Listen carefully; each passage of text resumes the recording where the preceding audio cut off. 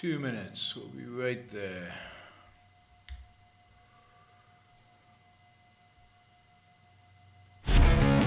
The Radical.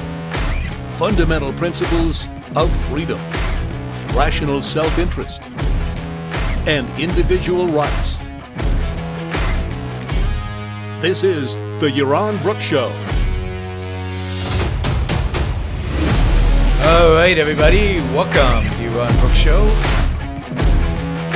Thank you for joining us on this Monday evening. It's, again, been a while since I did a show. This last few weeks have been pretty slow, and it's going to continue to be pretty slow over the next couple of weeks as I continue to travel. So hopefully by the middle of March, things will slow down, and I'll be home more and doing more shows. So I just got back from a trip to D.C., New York, Boston, Dartmouth University, where I gave a talk. That was really enjoyable, about 65, 70 people. I know some of you came from Connecticut and from Boston and from all over New Hampshire, so thank you for all of those who made a road trip out of coming to see me speak. There was a lot of fun to see you, to meet you. Always great to meet listeners from the show. And then from there, flew to Dallas, where we had the Ayn Rand conference in Dallas, and I know some of you were there. And again, always great to meet people who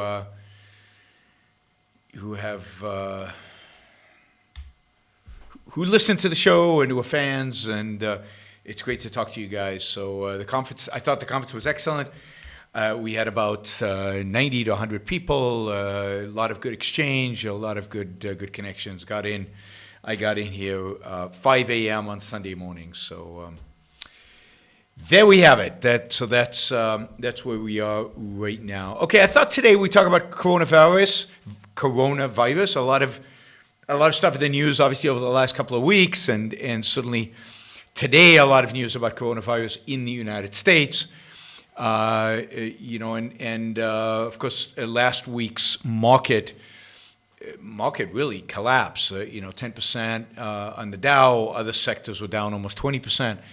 So the stock market really taking a tumble last week is worth talking about the potential economic impacts of coronavirus, and then also today with the stock market recovering. I'm sure many of you are thinking, "Oh, is it all over? Is the economic consequence of coronavirus all gone because the market's recovered?" Anyway, we'll talk about all of that today, and of course, take your super chat questions if you have any. And so let me start by recommending a video which I thought was really helpful by. The video is by Amesh Adalja, who was Dr. Amesh Adalja, who was on the show a few weeks ago to talk about coronavirus, and I still find kind of a sane, rational voice about this topic, and definitely worth listening to. And he did a pretty thorough talk about this and about the connection of coronavirus to other coronaviruses, or this coronavirus to other coronaviruses, and generally its relationship to coronavirus, its relationship to other kind of viruses, flu, cold, and other phenomena. Compared it to SARS, to the Middle Eastern variety, to N1H1. And I found it really fascinating, really interesting, and I recommend it. So I put a link in the description of the YouTube description of the talk, and I'll get it up on Speaker as well, but on the podcast apps as well. But in the description, I put a link to the talk on YouTube. I highly recommend it.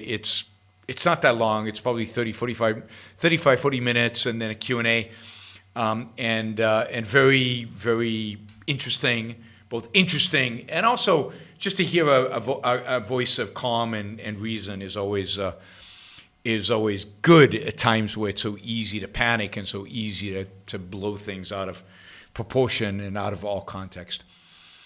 So here we are. I don't know day what of coronavirus. I mean, we've gone through 2+ months since this started. So sometime in December in Wuhan province in China.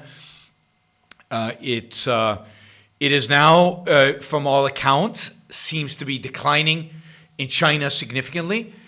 seems to be declining all over China, and indeed a lot of the really restrictive policies of the Chinese government have been are starting to be lifted. So I saw a report from Robert Garmong, who's in Dalan, which is in the north of China, where he says life is not quite, but almost back to normal, and things are back to normal. So China didn't just shut down the area that had the infections. China seems to have shut down vast areas, many of its cities, encouraged people to stay home, not to go outside, shut down schools, shut down a lot of businesses, shut down, which we'll talk about later when we talk about the economic consequences. And overall, China seems to be slowly coming back to normal, if you will. Now, it's true. You cannot really believe the Chinese government and the numbers and so on. But there are enough foreigners, there are enough objective commentators in China, there are enough people in China who are not beholden to the government, who are not restricted by the government, who are traveling or who are reporting from China directly, who are verifying this fact that it does not seem to have spread significantly across China, or at least it's not being treated as a major problem across China as much as it was a few weeks ago, and that it definitely seems to have loosened up. So right now, the virus has spread. It has spread, just as, by the way, Amesh, Dr. Adalja, told us it would. He said, all these travel restrictions are for nothing because the virus is going to spread. It's not going to stay in China. There's no way to stop it. It's an airborne virus where you don't even get symptoms until potentially 2 weeks into having the virus. So the virus has spread. It's most dramatically in South Korea, in Italy, in Iran, again, a country where one cannot trust the numbers, and where there's no outside reporting and no objective reporting coming out of there. So Iran, it sounds like it's pretty bad, and it sounds like one of the people in the leadership was died. One of the people advising the supreme leader. I guess the prayers didn't work, and he died anyway. Coronavirus is an airborne virus. I mean, look, you're on Yaron Brook show chat. I suggest you at least have minimal respect for science and conspiracy theories, and I also think it's a pretty good idea. It's a pretty good idea to just to check yourself when you think you know something, and what is the basis for that knowledge? How many YouTube channels have you watched? That's not a basis for knowledge. It's how much expertise do you have to have a really, really, really strong opinion about these things? Just generally in life, on anything that you have a strong opinion about, it's always good to think, well, why do I have a strong opinion about this? Where does my knowledge actually come from? And, check your premises. Check your premises. Even if you're right, it's always good to know why you think what you think. Anyway, so Italy has many cases, and in particularly northern Italy, in small villages around Milan. We said South Korea. South Korea seems to be focused primarily on a religious sect, where it spread very rapidly within the sect, again, because it's airborne, and if people congregate, it spreads very quickly among people. And it is also now, across several countries in Europe, so primarily being taken there by Italians, or people who visited Italy. Italy, of course, a major tourist destination. Israel now has, I think, 12 cases, and many of those, if not all of them, are people who came from Italy and brought the infection back. So there's a lot of, and this is the problem. This is why you can't stop it, because they visited Italy weeks ago, and now they're coming back, and maybe one of you is visiting Israel right now, and you're going to go wherever you go, and only in 2 weeks will we know if you had or didn't have the coronavirus. In the meantime, you've met hundreds of people, and you've infected several of them. The coronavirus is a coronavirus, which means it originates from bats and has come to human contact through some animal that probably got it from bats. It is, coronaviruses are fairly common. I think 20% of all colds, common colds, are the product of coronaviruses. We've had some other coronaviruses that have been more deadly, like SARS and the Middle Eastern version. The Middle Eastern version is very deadly.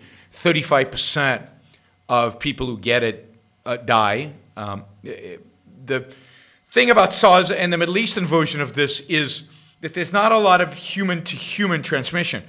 It's difficult to do human-to-human transmission because it's not an easily airborne virus. So even though both of those are coronaviruses, they don't infect one another very easily. So particularly the Middle Eastern version, you get it from camels. Camels got it from bats. You get it from camels. You have to be pretty intimate.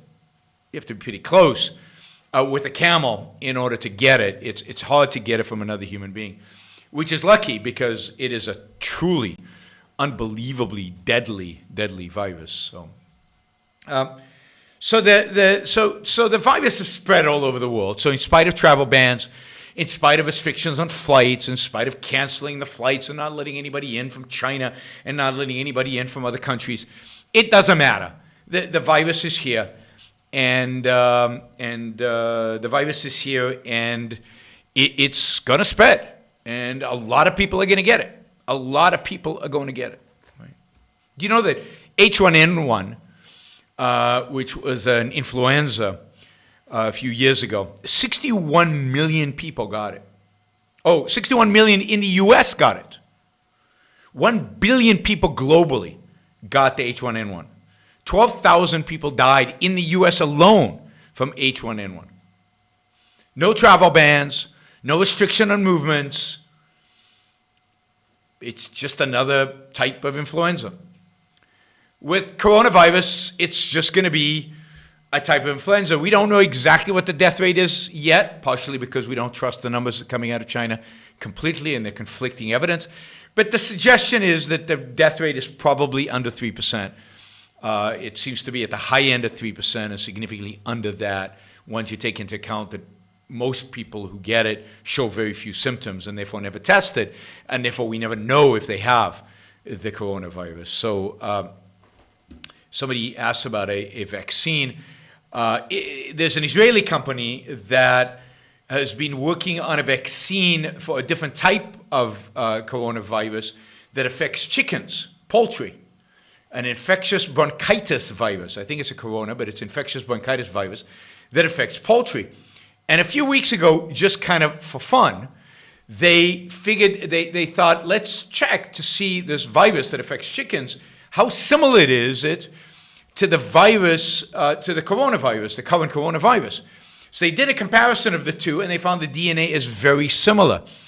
And as a consequence, they shifted all their efforts from finalizing this poultry vaccine to figuring out how to convert it into a human vaccine. They're now estimated that even with all the required regulatory approvals, the vaccine might be available in 90 days. So within 3 months, we will have a vaccine, might very well have a vaccine. Of course, within 3 months, it is a good likelihood that the coronavirus will be for this year over, because the coronavirus, like many coronaviruses and like the flu and the common cold, is much, much more prevalent in the winter and in the early spring. And by the time summer comes around, it's pretty much gone. And so it's not clear whether the vaccine, the use for the vaccine will be come next season, come the fall, when it's flu season again and Corona's still around. It'll be a good time to get vaccinated against this particular coronavirus.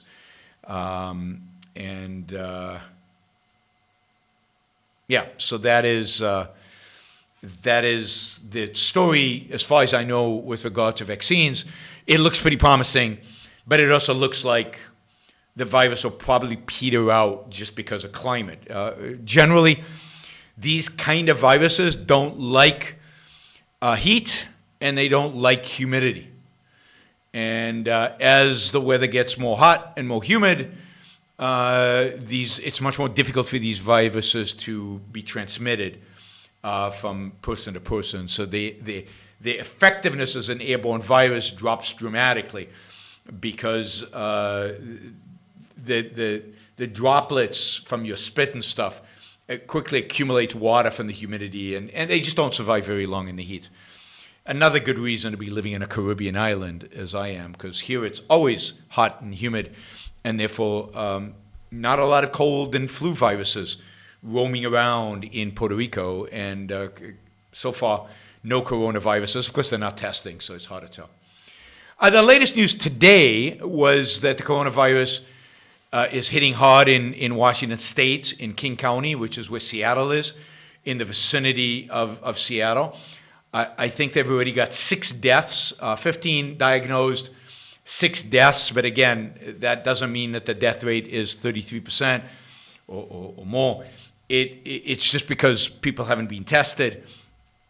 Most of the deaths, I think 5 of the 6, all come from the same nursing home where people were infected. And of course, almost all of them. One person is in his 50s, but the rest are all in their 70s and 80s with respiratory diseases and particularly susceptible to this. So let's just be clear. If you are in that age group of, let's say, over 60 with and weak immune system or weak respiratory system, stay home. Stay home. Wash your hands. Don't interact with other people. Don't shake people's hands. You are this is where it's most deadly, is for older people, particularly over 60, over 70. And the older you get, the more susceptible you are. And it's and you're sick or you're not feeling well. Although age in and of itself is probably enough of a debilitator to make you particularly susceptible to this. So so if you're under 70, if you're generally in good health, if you have no history of respiratory diseases, and you're doing well, then it's unlikely that you need to worry about coronavirus. You probably, if you get it, a certain percentage of people have a bad flu-like reaction, but most people, 80% of people, have very mild symptoms. Some have severe symptoms, but fine because they're healthy and their body can cope with it. And then it's only the very few who are, in life-endangered circumstances. So generally, I tend to agree with Amesh, although, I'm getting a lot of my information from him because I am no expert on this. But from everything I've read, from everything I've seen of his, but from everything I've observed out there, from everything I've looked around the world, and, this is growing in Europe and it's spreading in Europe. My sense is that governments are responding in the wrong way to this. Instead of focusing on travel restrictions, on trying to keep people, insulated and keep them at home and quarantined and so on, the focus should be on providing the resources. And providing making sure there are enough beds, making sure there's enough medication, making sure there's enough staff to take care of those who are significantly ill and are going to get significantly ill. And that the quarantining, the travel restrictions, everything else is probably creating dramatic and significant economic costs, and we'll get to that in a minute, that are probably unnecessary, that probably don't have to happen and are going to have real consequences, potentially real consequences to the global economy, because, not so much because of the virus, but because of the response to the virus. And a more rational response to the virus, while would result in more people getting it, probably, would probably result in less rights violations, less restrictions, less stoppages of work, and less economic downside. And maybe less people dying from it because more resources would be put in diagnosing severe cases and treating those severe cases instead of into these other things. That's where the focus should be, not letting people die from it. All right. Let's see. So that's what I think the state of the world is. I expect this to spread around the United States fairly quickly. My expectation is that you'll get it in the Bay Area and California pretty quickly. A lot of people travel in and out of the Bay Area. Also, a lot of traveling between Seattle area and the Bay Area because of Microsoft and Amazon and so on. You'll probably get in Portland, Seattle, and then it'll spread to the rest of the United States from there. And my expectation is that from now until it starts really warming up in the late spring, this is going to be something that you're going to see more and more cases announced. And the question is, do we respond with panic? Do we respond with shutting down flights and closing up businesses and closing up schools and not letting anything really shutting down human life? Or do we respond with, okay, it's a flu. It's a flu that can have pretty bad consequences, so we need to look at the people who are potentially going to have the bad consequences and treat them better. And that, of course, I think, will ultimately determine the economic cost of what is going on now. So I think what happened last week in the markets is the recognition that the Chinese response to the Chinese response to the flu, to the coronavirus, whether the right one or the wrong one, whether you agree with me or not, that response has had significant economic consequences in China. And that China's economy is significantly important to the United States, but even more important to the rest of the world. So Chinese economy is really, really important to the Germans and the Europeans. Germany and Europe are far more dependent on trade, on value from trade, than the United States is. The United States is relatively a small percentage of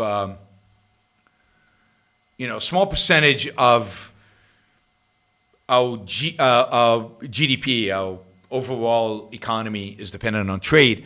So bad stuff in China hurts us, but it doesn't hurt us dramatically. But in Europe, it hurts it a lot. In the rest of Asia, it can hurt it a lot. We're seeing significant slowdown in the Chinese economy, as you'd expect when you shut down a province of 20 million people, and when you basically slow down the rest of the provinces and you prohibit people from going to work and so on. So the supply chain, the global supply chain, I think people started to worry about would collapse. Companies like Apple would not be able to produce products, would not be able to bring them to market. Apple is about to announce a bunch of new products, I think, at the end of March, and the question was, would they be able to even bring them to market if manufacturing in China has shut down? But beyond that, if the European governments start responding like China did, if the virus becomes prevalent in a place like Germany or France or the UK, then you're starting to get an expansion in terms of economic slowdown. If the governments respond with lots of quarantines and shutting down cities and shutting down workplaces, then you could get a real global slowdown, which would lead to a recession, which would probably lead to a recession in the United States as well. And then the question really is with a recession in the U.S.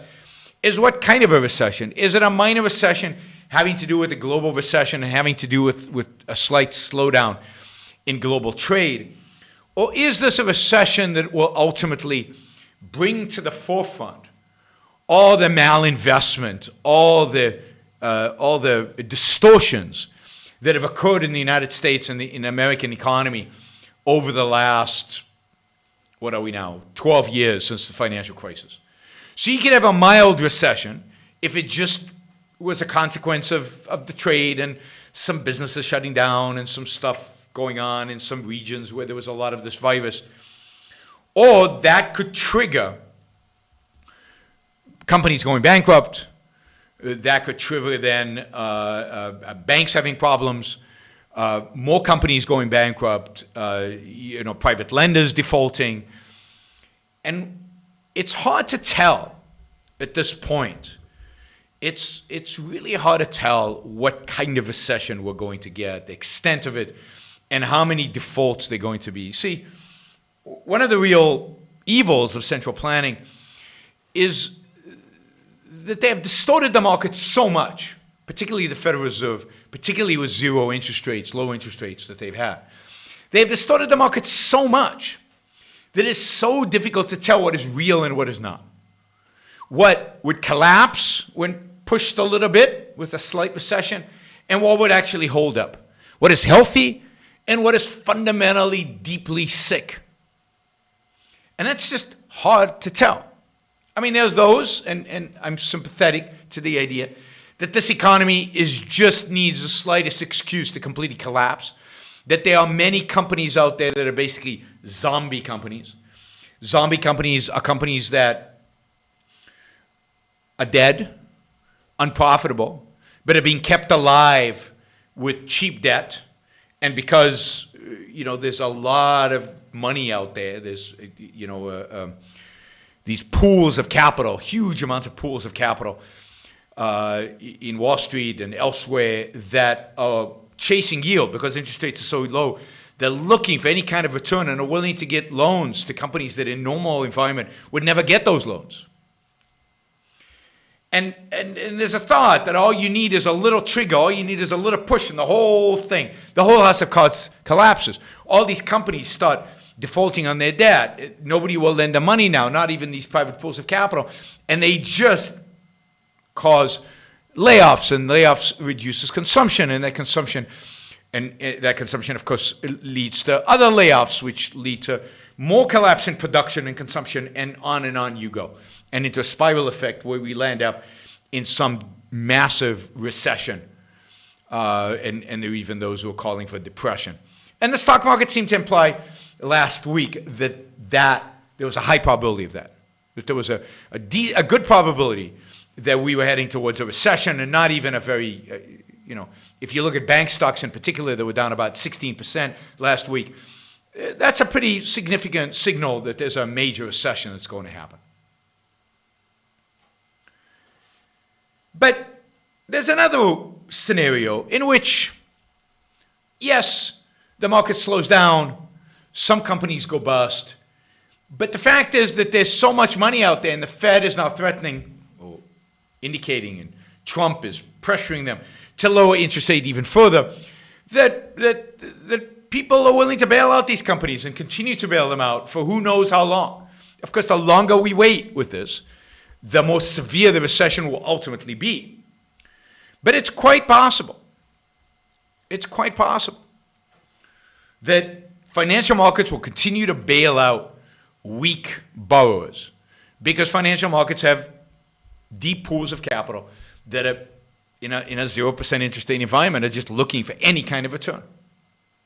And that'll push out the big one a few years still further into the future. Now, I don't know which one of those is true. I don't know which one of those is true. I suspect the second. I suspect the big recession, the big collapse is still in our future. It's not here now. And I think that's what the market signaled today. Market was up a lot today, particularly towards the end of the day, and interest rates went up. The 10-year bill, if you know the yield curve, the 10-year bill went up in terms of interest rates significantly, indicating reduced fears of recession. Now, whether that's rational or not is hard to tell, but a few positive signs economically. One, Apple basically came out and said, and I think others came out and said basically, supply chains are not as bad as you think. China's not doing as bad as you guys think. They're still producing product for us. Maybe their economy is going to shrink, but they're still producing products for us, and the supply chains are not as bad as everybody thinks. Product will flow from China to the United States over the next few months. I think that reassured many that companies like Apple are not in deep trouble, and other manufacturers who have a significant interest or significant exposure to China are not in that big of a problem.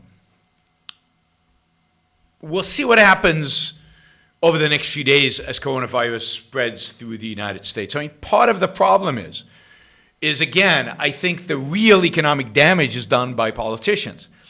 Now, Trump has generally tried to downplay the coronavirus. Sometimes, on the one hand, huge travel restrictions immediately when all this came about. But then recently, over the last week, try to downplay it. So sending mixed signals, which the market never likes, because you want a steady hand. You want somebody who you get a sense really knows what they're doing out there. On the other hand, the Democrats want him to take far more significant measures, and there's real political pressure for him to take much more significant measures. And those much more significant measures would have real negative economic consequences. So if anybody asked me in the White House, I'd say, fund the CDC to the max to get what they need to do done. To the extent that the government is involved in healthcare, and it is, release funding for hospitals and others to be able to test and to be able to support life-enhancing treatment for patients who are diagnosed with severe cases of coronavirus, but otherwise pretty much leave this alone. Leave this alone, certainly at the federal level. But there is a fear that governments locally and federally will overreact. And with that overreaction will come a slowdown in the economy, slowdown in production, a slowdown in consumption, and a slowdown in GDP that could spiral out into recession. So the thing to watch is not just the spread of the coronavirus in the US, which is going to happen. The thing to watch is how people respond to it, how government responds to it. The more government panics, the more government restricts, the more government restricts production, restricts ability of people to engage in day-to-day activities, the worse the economic consequences of this are going to be. Don't ask me how the stock market's going to do, because I don't know. And if I did, I wouldn't tell you. No, I just don't know. Tomorrow it could be down because of some piece of news. I think you can expect a lot of volatility, meaning a lot of up and down, as the market gets new information, absorbs new information, figures out what it all means from an economic perspective, because that's what the market is constantly doing. How does this affect profit? How does this affect the ability of these companies to produce and to profit from that production? How does it affect businessmen's likelihood to invest? Those are the things that really drive an economy. Those are the things that drive Wall Street. And Wall Street will be looking at those constantly over the next few weeks to try to figure out what the damage really is of the coronavirus. Watch the virus as it spreads here in the United States, and then also watch what happens in Europe, because Europe, it could be worse in terms of the government's response, and it could have significant economic consequences even in the U.S. if this starts spreading into Northern Europe, into the more robustly productive areas in Europe, like Germany, France, and the United Kingdom. All right, for example, just for the record, I'm not changing my travel plans as of now. I am going to keep traveling and wandering the country. I have no plans to go to Europe until May. I expect to go in May in Europe. By May, I think the heat and humidity, particularly in southern Europe, will have pretty much eliminated the coronavirus. We'll see. And I also will say this while I'm traveling. I also wouldn't be surprised if I got the coronavirus, that I'm not panicking about getting the coronavirus. It's one of these viruses, like a cold or flu, that, if you're healthy, you'll probably deal with, your body will probably deal with, probably feel bad, and you'll go on. I haven't got the flu this year. I didn't take the flu shot. I haven't got the flu this year. I really didn't get a cold this year. I shouldn't talk because I'm on a plane tomorrow. Didn't get a cold this year, so I figure my immune system is in pretty good shape. Hopefully I can avoid any kind of symptoms if I do get the coronavirus, just have it in the background. Hopefully I don't bring it to Puerto Rico and infect people, but on the other hand, again, the weather in Puerto Rico is not very hospitable to the coronavirus. All right, I think that's all I have to say about corona, right? I mean, the key for me, for you guys, is be rational. What do you know, what you don't know? I meet people constantly who are telling them they know with certainty. Tell me they know with certainty coronavirus is a militarized virus that the Chinese escaped the Chinese lab. Nobody knows that. I mean, I guess there's some random probability that it's true, but it's completely arbitrary. You don't have any information to suggest that. Or people tell me the coronavirus is this weird DNA, RNA, it has this weird combination of genes that couldn't be created in nature. How do you know that? Are you a biologist? Are you a DNA expert? Are you a virus expert? Because no expert I've talked to thinks that. They all think it's just a simple, straightforward coronavirus, like other coronaviruses. So just chill. Just chill. And stay alert, because if it turns out that this is much worse than any of us think, you want to be alert. You want to identify that. Yeah, somebody says corona is AIDS RNA. I mean, I don't know. You get this from some nutty, crazy conspiracy theory website. Don't spread it here because it's complete arbitrary garbage. It has RNA, as this Israeli company has found out, of a poultry virus that is responsible for infectious bronchitis in chickens.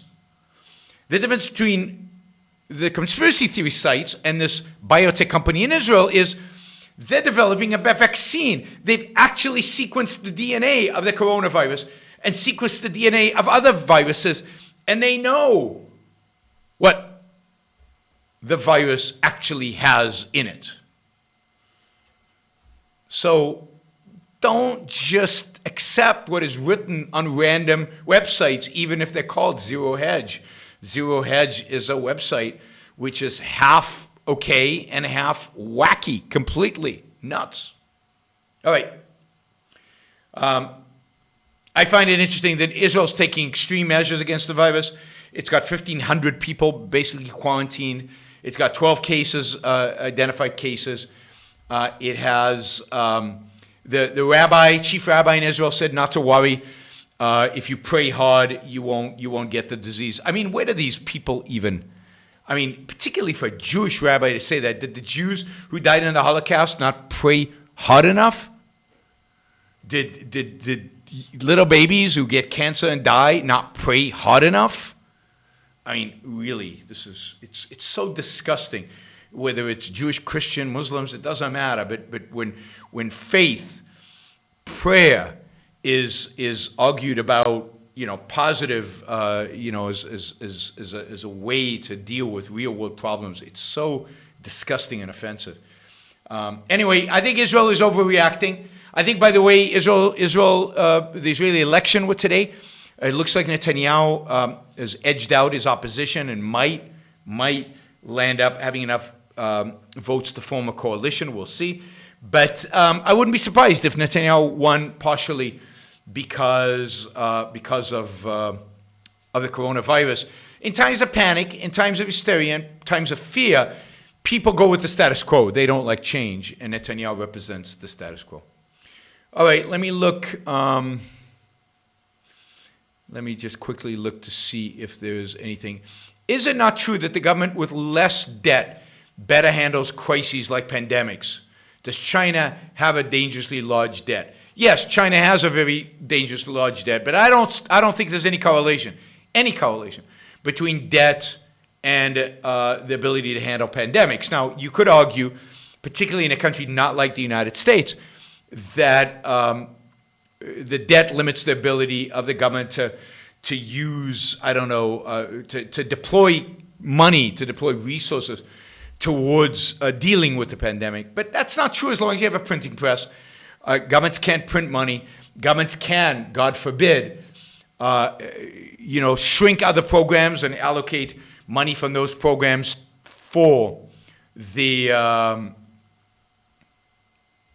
for the pandemic. So no, I see no reason, no causal link. There might be a statistical link, but no causal link between the level of national debt and one's ability to deal with pandemic. Now, it's true Japan, the United States, China have very high levels of debt. Italy does. But I don't think South Korea has anywhere near as high a level of debt, and it is now being ravaged by this pandemic. Parts of it are being ravaged. I shouldn't say ravaged because it's not really being ravaged.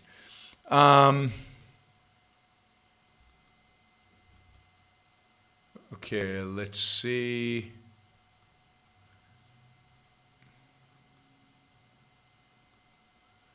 Okay. So these are just a bunch of different questions, many of them having to do with elections, so we'll just go over these. Does anime have a role in applying objectivism?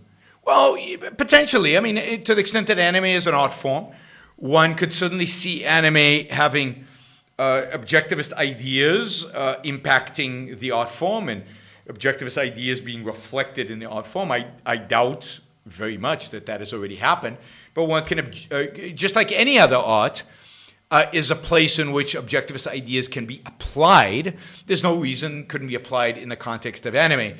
So if that's the question, then yes, you can integrate objectivist ideas into any art form, including into children's art. I wouldn't do it qua philosophy.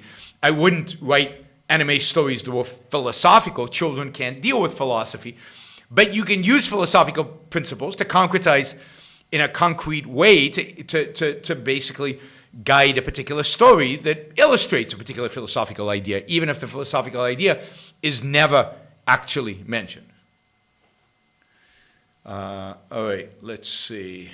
Somebody asked if I recommended Homeland. Yeah, I mean, I like Homeland.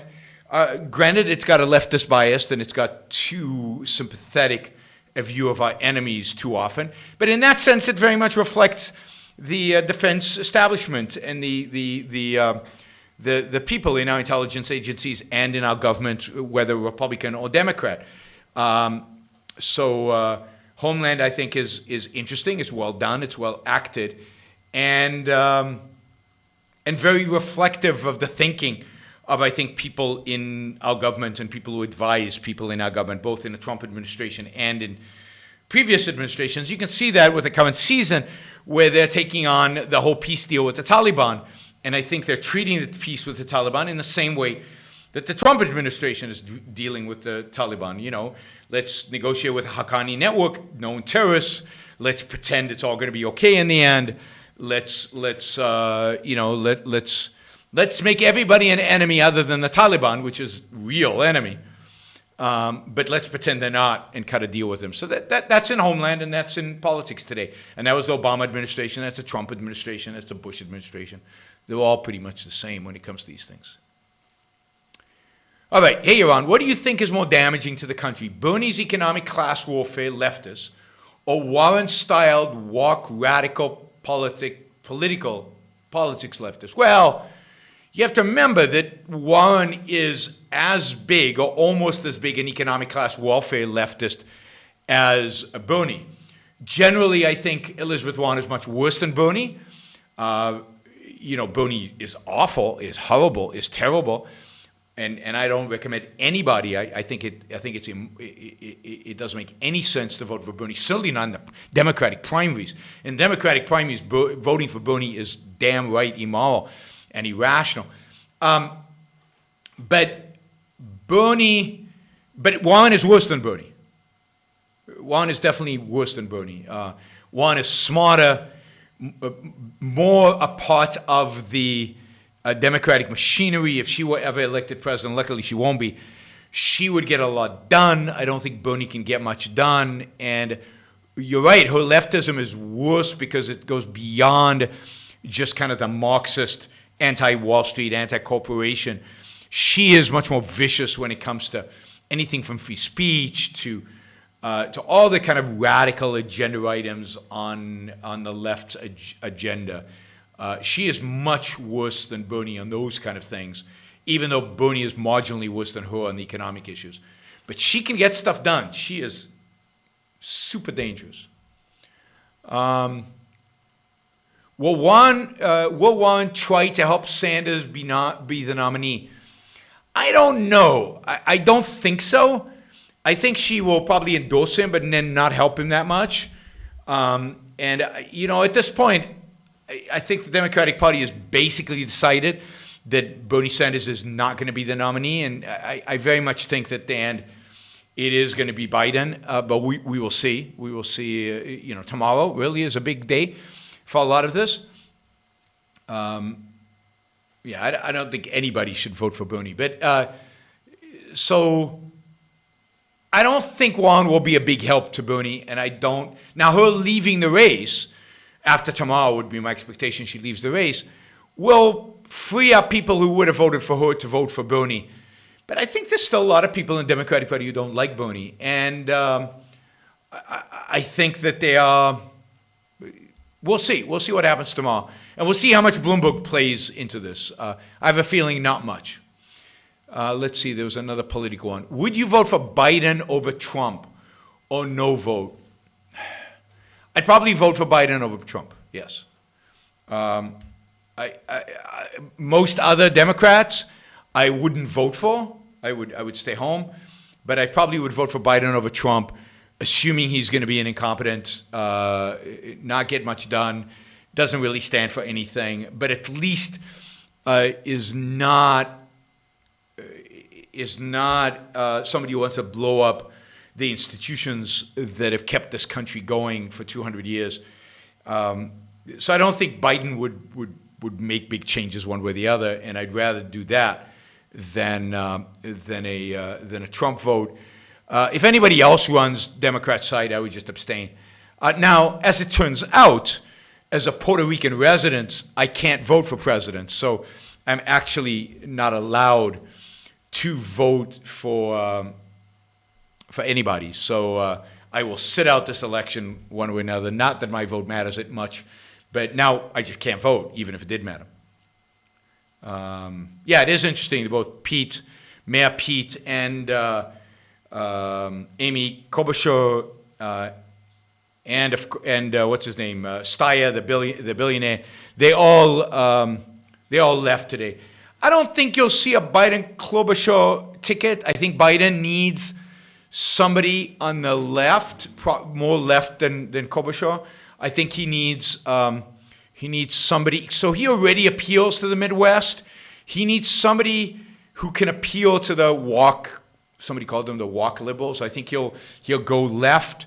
He'll go female or minority. He'll definitely go female or minority. There's no way he's going with a white male for his VP candidates. So, I mean, the only one, I guess Mayor Pete is gay. I guess that gives him something, but not much. I think he goes female or, and I don't think Klobuchar is left enough. I think he looks somebody who maybe didn't run, but is significantly left. All right. Okay, how much of the sell-off last week do you attribute to Sanders winning Nevada and the rebound this week, Biden winning South Carolina? Implications for Super Tuesday. A good question. I meant to talk about that. I think some of it definitely was there. So I think some of it was related to the fact that Sanders looked like he was unstoppable. It looked like Biden was going to, if he won South Carolina, he's going to win it weakly. It looked like the Biden vote was being fragmented across all these others who have now dropped out. So it's very well could be, and I think it is a fact, that much of the sell-off last week was about the Democrats nominating Sanders, or what a Sanders presidency would mean, or at least the probability of that going up, and the probability of that going up, and the fear that engendered in people. I think, and that's right, the rebound today in the stock market comes after Biden won solidly in South Carolina. Sanders did not do well in South Carolina. And the fact that during the day, all these other Democratic opponents of Biden's dropped out, so that the moderate vote within the Democratic Party is consolidating around Biden. So I think tomorrow, Super Tuesday, a lot will depend. The market's response to this will depend on how well Sanders does. You know, for example, he's scheduled to win in California, pretty big. But how, and in Texas, you know, can Sanders win Texas? If Sanders win Texas, what does that mean? So how well Sanders does, and then how well Bloomberg does. If Bloomberg is weak tomorrow, then there's only one candidate, right? There's only Biden to go up against Sanders, and there's no splitting of the vote going forward. If Bloomberg is strong tomorrow and Biden is weak tomorrow, then I think the market is again going to be hesitant, because who's the candidate? Is it Biden? Is it Bloomberg? You know, what do we have here? So it's going to be interesting. It's going to be interesting to see. I mean, tomorrow we won't know, so I don't expect the market to do much tomorrow. But come Wednesday, it'll be interesting to see how the market responds to the politics of it. But so this combination of coronavirus and the political uncertainty and the idea that Sanders might be president scared the bejesus out of the market and was a big part, I think, of what happened last week. Okay, let's go over these. These are non-election related topics. All right. Bret Stephens said that at 16 he thought The Fountainhead was a great book. At 18 he realized it was rubbish. Why such disdain? Have you ever talked to him? I've never talked to Bret Stephens. I am mixed about Bret Stephens. I often like his writing. I often think he's principled and courageous and right in line. And then other times you'll write a column where he denounces principle, where he denounces thinking in principle at all. And then, of course, he denounces Ayn Rand. And I think that's where you can see, I mean, Bret Stephens believes that principles are untenable, that principles are dogmatic, that principles are infantile in a sense, childish. And I think that's why he would think Ayn Rand was childish. That's why he got over Ayn Rand, is because what he couldn't handle was the epistemological certainty, the moral certainty, and even the economic, political certainty that Ayn Rand had. Again, I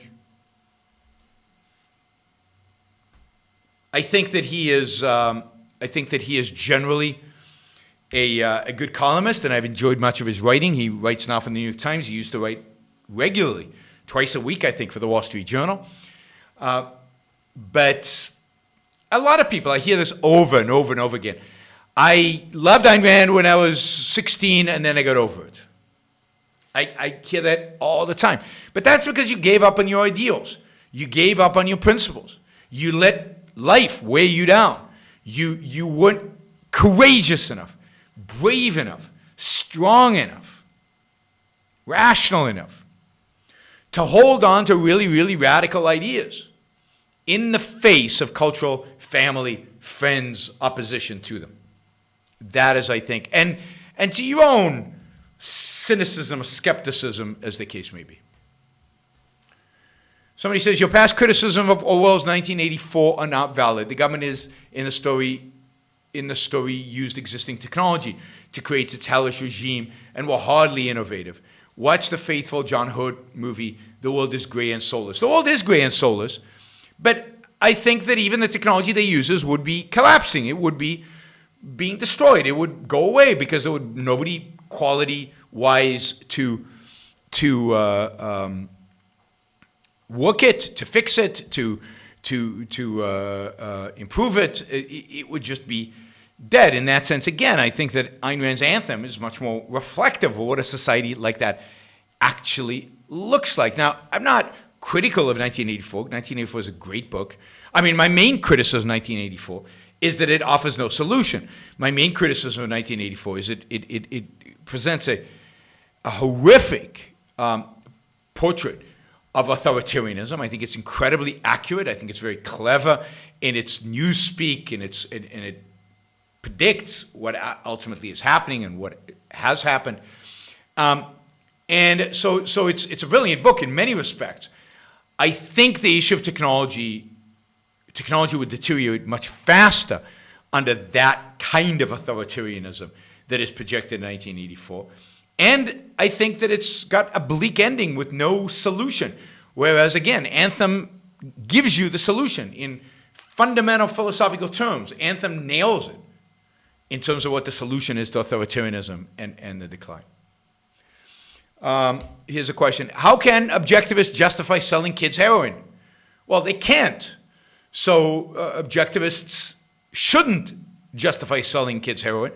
It's completely legitimate for the government to have laws that prevent the sale of heroin to children, alcohol to children, and pornography to children. So there certainly is a category of goods that should be that are destructive, that we know are destructive to children. That if you want to commit suicide, you can buy them as an adult and commit suicide using them, like heroin.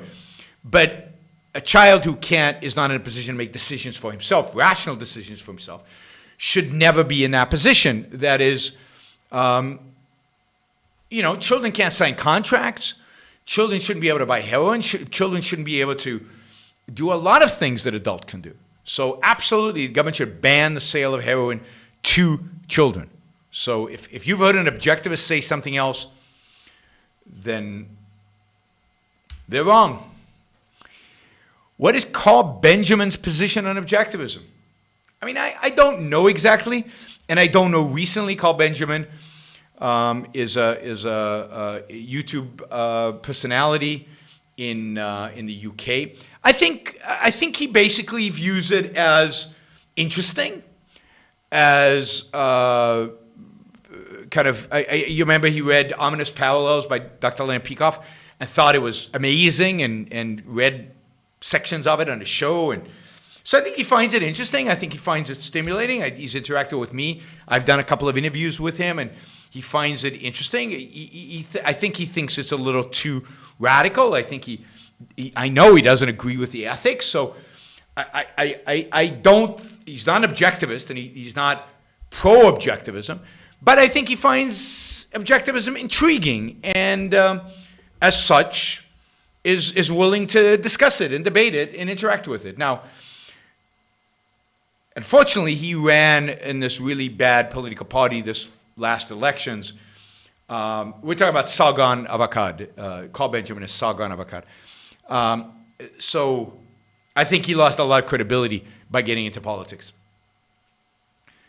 What do you think of ETFs? Looking at Vanguard stock index and emerging market ETFs, if you're able to offer advice. I can't offer advice, but I am a big fan of ETFs for the average investor. So I generally like stock indexes that are cheap. I think figuring out the right balance between a kind of a total, what you want is to own the world, is to own a widely diversified portfolio of stocks and bonds, depending on your age and depending on your risk tolerance, but primarily stocks across various countries, across various economies, with probably an emphasis in the United States only because it's the largest economy in the world and you live here.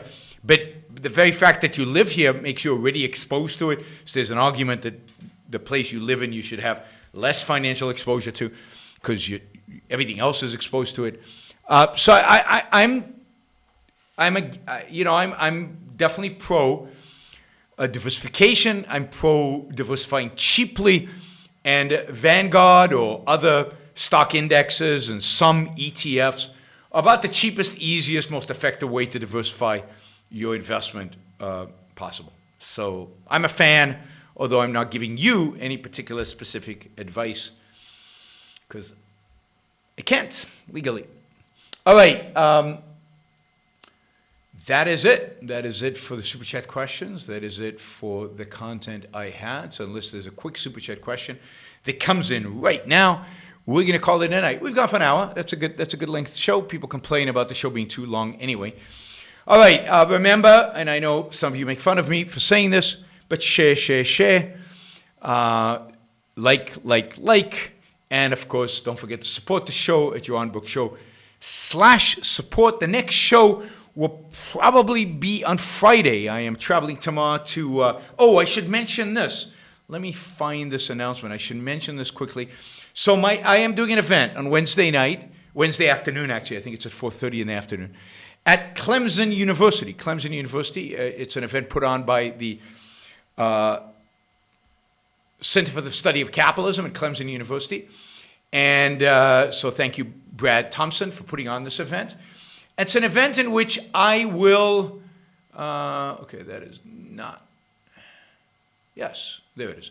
Okay, this is an event in which I am doing a discussion, a conversation with a conservative intellectual who I like reading and I respect. I disagree with on really deep fundamental things, but I respect him. He's rational. He's relatively rational, and he's very, I think, smart, and he has interesting things to say about the world. And that is Andrew Sullivan.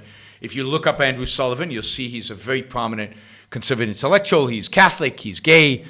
I think he's an ever-Trumper, but he's a very very acclaimed intellectual, and from what I've read, kind of a good guy. Anyway, Andrew and I will be having a conversation with the title of "Is Western Civilization Worth Saving?" And it's going to be live streamed, so you can watch it live at 4:30 Eastern Time on March 4th, which is Wednesday, I believe. 4:30 p.m. Eastern Time, March 4th. It's going to be live streamed. And it's going to be on the, I believe, on the Clemson, YouTube page. So it's going to be on the YouTube page for the Einman Institute. It's going to be, I guess it's going to be live streamed in a number of different places. But one of those places is the Einman Institute YouTube page. It's called "Is Western Civilization Worth Saving?" Probably also live streamed on the Clemson YouTube page. Maybe I can get them to live stream on my YouTube page. That'll be good. Anyway, I think it'll be really interesting. I think Brad has put together some good questions. What is Western civilization? Is it being destroyed? If it's being destroyed, is it worth saving? Who is destroying Western civilization? What can one do to save it if one believes it should be saved? And I think all of that will be interesting. So, is Western civilization worth saving? With me, Yaron Brook, and Andrew Sullivan on March 4th, 2020. That is on Wednesday at 4:30 p.m. at Tillman Hall in Clemson University, but being live streamed on probably multiple YouTube channels, but definitely the YouTube channel of the Ayn Rand Institute. So please don't miss it, and I look forward to engaging with you there. All right, that'll be it for today. Thanks, everybody. Good talking to you. I hope you learned something or got from discussion of coronavirus. Please stay healthy, stay safe, take care of yourself, and I will talk to you probably on Friday. Bye, everybody.